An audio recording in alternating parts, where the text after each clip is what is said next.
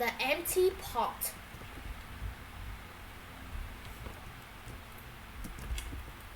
A long time ago, there was a boy named Chen. He lived in China with his mother.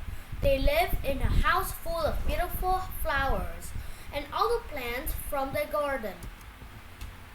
The emperor of China was a very old man.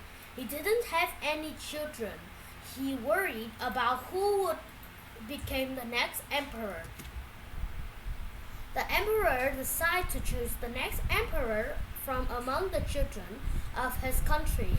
He told his people, "I will give a flower seed to every child in a year's time. In a year's time, come back to the palace with your pots." Chen carefully planted his seed in a little clay pot and gave it water. Days passed, but the little seed didn't sprout.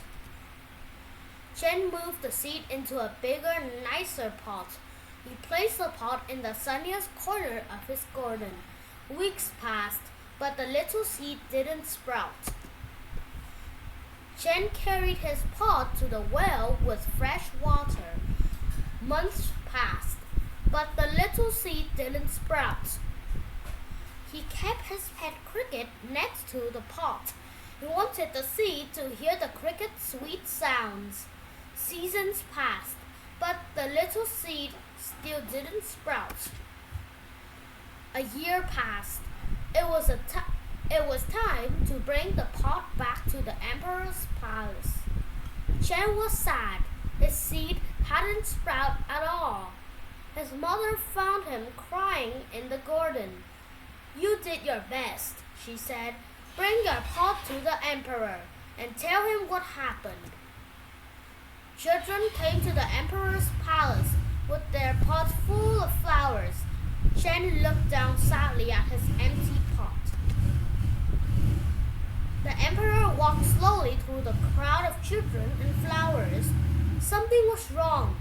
The emperor didn't look pleased. At last, he came to Chen and his empty pot. "What's this?" the emperor demanded. "Why is your pot empty?" he asked. Chen said, "I'm sorry. I put the seed in a pot. I moved it into a bigger, fancier pot. I made sure it had sunlight. I gave it the freshest water. I even let my cricket keep it company at night. No matter what I did, it wouldn't grow. I tried my best." Suddenly, to Chen's surprise, the emperor shouted, "I found the next emperor. I don't know how the rest of you grow your flowers. The seed I gave out were boiled.